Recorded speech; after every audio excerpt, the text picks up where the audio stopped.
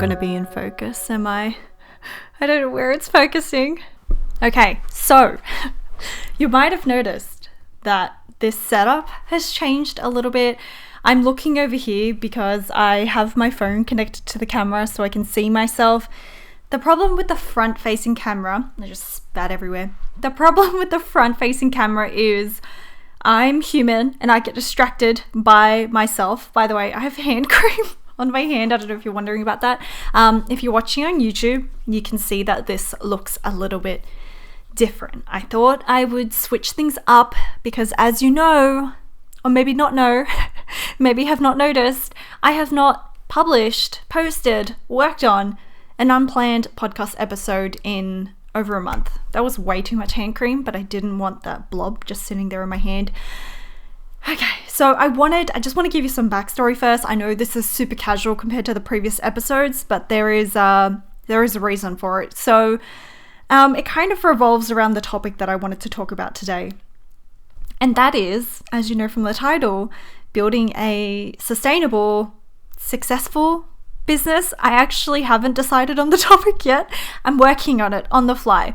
But the reason why I hadn't posted anything in a while, I realized, and I was talking about this with my patrons on my podcast there, is that I think the format wasn't working for me and I just put so much pressure on it. And not to say that I didn't like it and I didn't enjoy it. I definitely did, but I think it was too much pressure for me. So who knows, I might go with this kind of format and then go back to it. So I didn't really explain what format it is. So the idea for Unplanned Podcasts was to be these short snippets that you get every week that you can listen to, 10 minutes, 15 minutes of a podcast episode to just give you gems of knowledge that you can apply and start acting on immediately in your business. That was the whole idea. It was supposed to be like weekly voice memo pep talks. But then I realized I'm not really a condensed, concise person. I tend to ramble, and my patrons know this because I do Monday updates and I do those, what's the American term? Bi-weekly? We call it fortnightly here, where it's every 2 weeks, but I do fortnightly podcasts on my Patreon, and those are about an hour long. And I had no issue doing those, but with these unplanned, I need a cough. With these unplanned podcast episodes, I don't know if I just put it up on a pedestal, but I definitely was putting so much pressure on myself that I couldn't bring myself to record or to work on a 10-minute episode. And of course, the content is different. I need to be a little bit more organized for these because I actually want to share important information with you so that you can apply it in your business rather than just rambling about my personal life. That's obviously a little bit easier, but I was just thinking more about the structure of the content, the style that I would enjoy more to help me get over that obstacle of feeling too much pressure to record. So that is why I dropped off right after I kind of launched, but I just wanted you guys to know that, and I just wanted to trial out. I'm easing the pressure off myself and just starting. I've talked about this in the previous episodes because I need to hear that reminder as well. Sometimes when you're stuck doing something, try to think about ways you can this is not related to the topic, but I just wanted to say it anyway. Think about ways you can switch it up a little bit so that you don't feel as scared or as pressured to do it. Is there a different way that you could do this so that you can experiment or challenge yourself in a different way? So this is the format. I'm just checking if I'm in frame. So this is not a perfect setup. I kind of like this angle because you get to see the wall at the back. But as you can tell, it's a lot more casual. Am I too far? Is this too far? Hello? So as you can see, we're still figuring this out. Testing. Okay, I turned it up a little bit. I hope that's better. So as you can see, this format is a lot more relaxed. I'm not trying to fit into a 10-minute episode. I'm just going to let myself ramble. I might do something completely different next week, but it's more important for me to show up and actually do something than to not do anything at all because I'm scared. So I guess that's your little reminder at the beginning, and this might turn into just a really long podcast episode, but we don't know. I don't know. So I'm just winging it. So today's topic, I've got some notes next to me on my Patreon, just some dot points. But I just want to make sure that I haven't missed anything. So what I mean by, we're just gonna dive straight into it. What I mean by a sustainable business is not really anything to do with the environment, but it is kind of relevant depending on what you enjoy in your business. But I just want to say running a business is extremely hard. It can be really exciting and fun at the beginning, and it should be because it's really exciting to start up your own business, but it's not enough to, well, I believe it's not enough to rely on that excitement and that fun in the beginning, because when it comes to really running a business full time, there's a lot of up and downs, and it's not sustainable to only rely on having fun. So I wanted to cover in this episode a little bit more about what I think it takes to really make your business viable and sustainable in the long term. We're not going to go into a lot of details. It's not going to be like a workshop. My workshop patrons will know, but I just wanted to chat and ramble and just share my thoughts with you, because I come up with a few topics for this podcast, but I can never decide which one I want to do, because again, I put that pressure on myself, like, am I really ready to talk about this right now? But we're just going to do it. So like I said, to continue running a business, I think you need to rely on a lot more than just that feeling of excitement and fun, because I think there's a lot more things involved in running a business that aren't so exciting and fun. So we want to get into what is that underlying kind of core reason which will drive you to push through those hard moments. So I think the thing that is really necessary for you to build a sustainable business is to really, really love what you do. I think there's probably other factors, but I think that's one of the easiest ways to build a successful and sustainable business, to be obsessed with what you do. Because if you love something more than the average person, you're going to spend a disproportionate amount of time working on it, researching it, reading all about it, watching videos on it, getting obsessed with it. And I don't want to glorify or normalize kind of unhealthy obsessions. So I mean this in a healthy way, but I mean, you really need to love what you do. And that is why, even though they technically work, I'm not really going to advocate for following trends or doing what's trendy to get yourself out there, because I believe in the long-term game, for lack of a better word, and I believe in building a business that you're really proud of, that you really love, and that is unique to what you love. Because if you love something more than most people, that will be your competitive advantage. And I don't think people see it in this way. Like, it could be a color palette that you really identify with. I know a few artists that have built their brand based around a color palette. It could be a specific art style that you enjoy doing all the time. It could be a particular medium that you use, a particular brush. It could be an ideology. It could be values. I wrote down some more. Let me see if I forgot. It could be an emotion. You could build your brand around an emotion that you're really passionate about. So for example, just to include myself in this, to give you an example, I am really, really passionate about self-care, personal growth, and I just remembered I didn't feed my fish.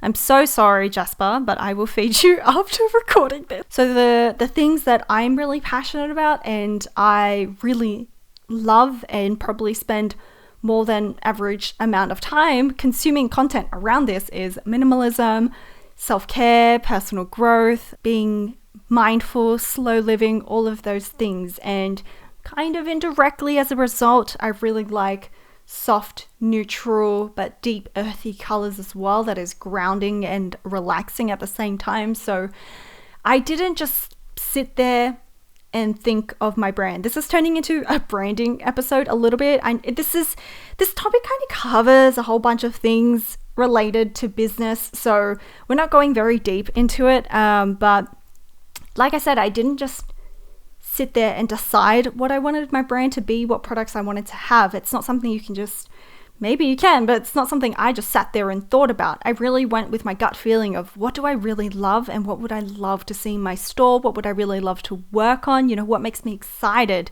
to work on? What topic, what theme could I explore right now that really identifies with my values? What's the message that I want to put out there into the world? So self-care, personal growth, and mindfulness, and also promoting minimalism and being intentional is really important to me, and hopefully my stickers and my content reflect those values. But because I love those so much, I'm willing to explore it on a deeper level than just surface level. And I know those things aren't exactly unique and they're kind of trendy right now as well, but my point is, because I love the combination of those things so much, I consume a lot of content around those things, and so I would think that I have a deeper knowledge and understanding of those topics so that I am able to convey that in my work and communicate that to my audience. But the idea is,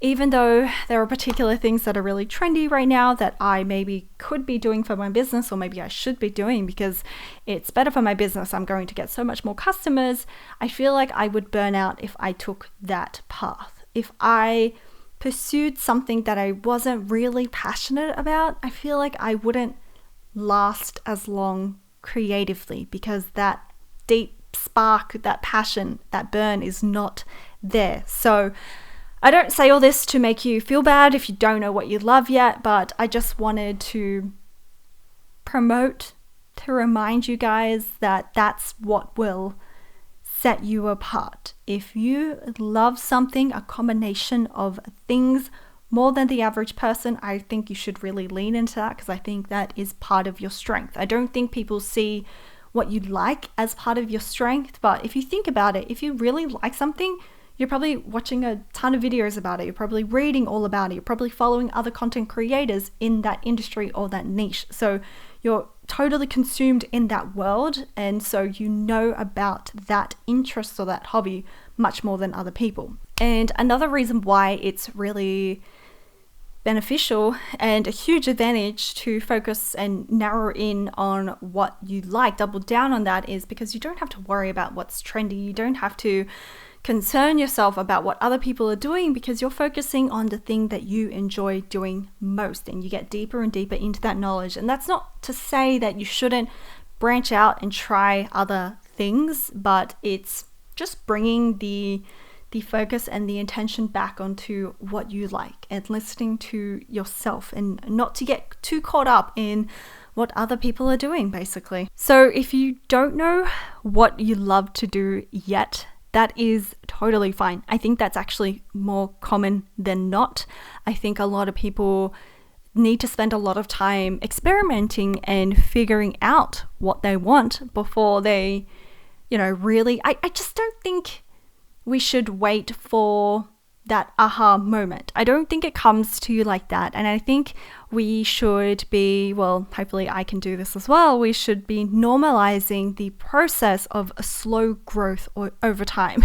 I think in business and just creatives and artists as well, we tend to admire artists, as we should, artists that grow really quickly and are really, really big, but we tend to forget that a lot of them I've talked about this in a previous episode as well, a lot of them have had a long journey to get to that point. So instead of focusing on a creative's success or another business's success where they are now, I think we should normalize looking at their journey and their growth and applying that to ourselves, because very rarely someone starts out on business and knows exactly what they want straight away and has not changed that once they've grown.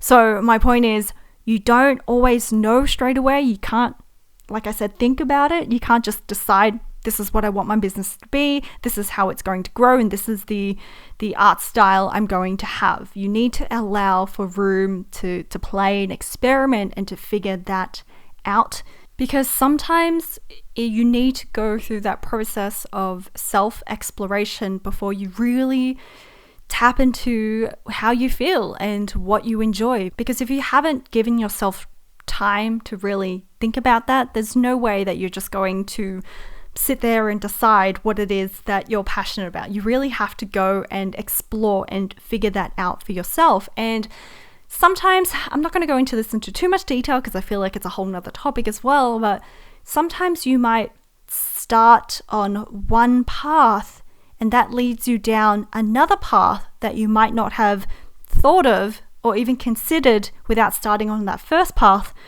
This is going to get confusing. But then that second path leads you down another path, and it just keeps going down, and it becomes a series of steps that you could never have anticipated, but you never could have predicted either if you didn't take that first step. It's, to me, the way I imagine it is like a process of unraveling, like a piece of string that is attached to this makes no sense. But the whole idea is you need to just take a step forward in discovering something. Even just discovering what you don't like can be really, did that make sense? Even just discovering, what you don't like can be really powerful as well, because then you know you don't want to go down that direction. You're like, oh, I really, really don't like doing this. This is not an area I want to deal with. I don't think I could come up with more product ideas in this area. This is not something I would personally buy. Then it could veer you into the other direction. So I just want you to tap into how you feel and what is your reaction to things. So it could just be picking up a random hobby. Just literally start somewhere if you have no idea. Start with something that you find interesting, but maybe you're not sure how you feel about it. Or you could just think about, what is something that you could spend hours doing? What is something currently that you spend hours doing? Because that's probably a very good indication of what you enjoy spending a disproportionate amount of time on. You could go on Pinterest, browse through a bunch of photos. The Pinterest algorithm is skewed to be more what you like, but try to click around, see different topics, see different aesthetics and art styles, and try to gather some pictures that really resonate with you. What are pictures that you react to more than others? Do you have a certain visceral gut reaction to some over than others? Are there some that really make you feel some type of way? So pay attention to how you feel when you consume content and think about, is this something that I would enjoy and want to explore more? And remember, you need to be open to just being playful and experimenting and trying new things. Don't box yourself in straight away. You might find something that you'd like, and then over time you're like, oh, I don't quite like this, but I think if I modify this, I could take maybe this path instead, and it all builds up upon each other. So don't see it as wasted time, just see it as playful exploration, because what you like and what you enjoy doing will change over time as you build up knowledge. And like I said, it's really rare and difficult to know instantly from the beginning what it is you want to do and want to spend your days doing. That's not a common thing, so don't feel bad if you don't really know where you want to take your business yet. The main thing is just to focus on moving forward and finding that direction forward so that you are pushing yourself in a direction that allows you to explore what it is that you want to do. And maybe it's not something that you love with a passion. I'm a bit cautious to use the word passion. Oh, I'm really sweaty. I'm a bit cautious to use that word because I feel like that word can put people on the wrong path, and they feel like they need to have that burning desire to feel a certain way about something in order for that to be considered your passion. If you just genuinely, I said that weird. If you just really love doing something, but maybe you don't have that intense, maybe you're just a chill person and you don't have those intense feelings, burning desire, so it could just be something that you're really good at as well. So try to find different things, different angles that you could maybe put your own twist on. So I think just as long as you start somewhere and start experimenting and just keep pushing through, you'll slowly get more clarity that way. And oh, it's my candle. I could hear noises and I wasn't sure what it was. It was scaring me. So just to bring it back, I want to say that people ask me sometimes, how do I come up with new product ideas? How do I find inspiration? How do I deal with burnout? And those questions are a little bit hard for me to answer because I am lucky in the sense that I did know from the beginning. This is not encouraging at all, but I was always very sure of what I wanted to do. I was very sure of my brand and how I wanted my brand to feel and what I wanted to stand for, what I wanted it to stand for. And that's not because just instantly I woke up and that's what I wanted to do. I had years before that where I was working on other projects that led me to this very moment. So even though I launched my shop, I don't even remember, like 2 years ago, around 2 years ago, there were years before that, before my shop even existed, that I was already putting in the work to discover myself and discover what I like. So I think it's important to mention that. I think it's like the tip of an iceberg. You never really know fully what goes into someone's story unless you dive a little bit deeper into it. And what was I saying? Oh, yeah. So with me, burnout, it doesn't happen that much. I think it's happened once in my lifetime doing studio vlogs, but that happened for a number of different reasons. But generally I don't, because this is not really related, so I could go into this in a different episode, but I tap into how I feel and I never push myself too far to the point that I burn out. That's all I'm going to say about that, because it's not really related, but if you're interested, I could share my thoughts about that in a different episode.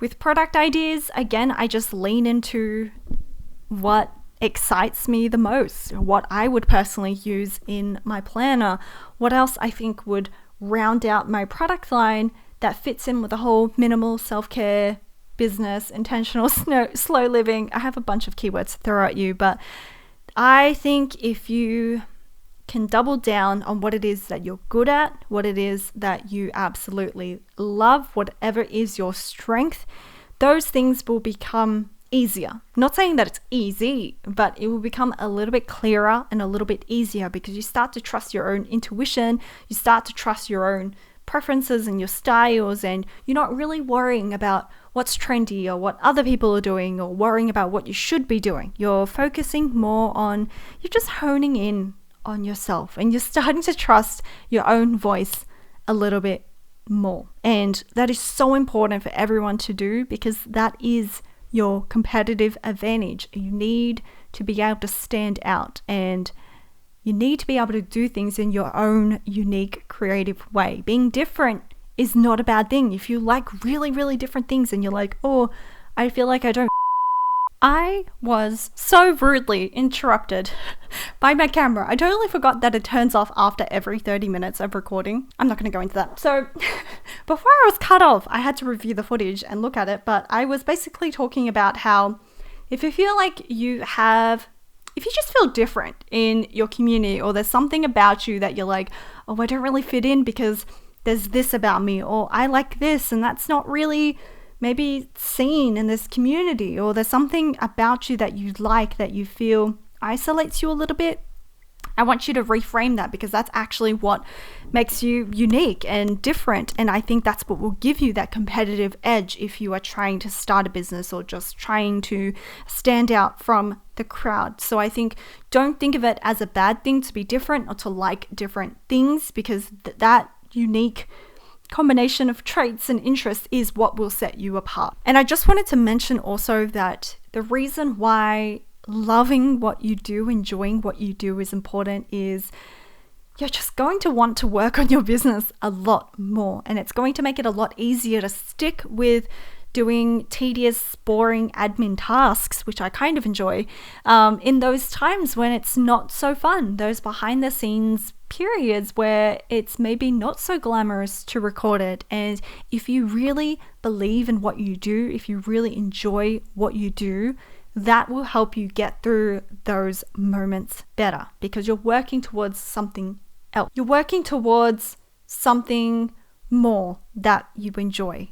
I hope that makes sense. But I think it's really nice for customers as well to look at a business and to really feel Like, so much love has gone into the making of the products or the service and just how the business shows up. I think that energy, we're getting a little bit more spiritual now, but that energy, when you really love what you do, I think that just manifests in different ways. And I think it really is obvious when you love what you do and you're passionate about what you do. So you want to be able to communicate that to your customers as well. So I guess final message is, if you are at the beginning of your business, don't worry too much about trends and what everyone else is doing and thinking like that's what you should be doing. I think it's so invaluable to stick with, to listen to what it is that you really personally like and how you will stand out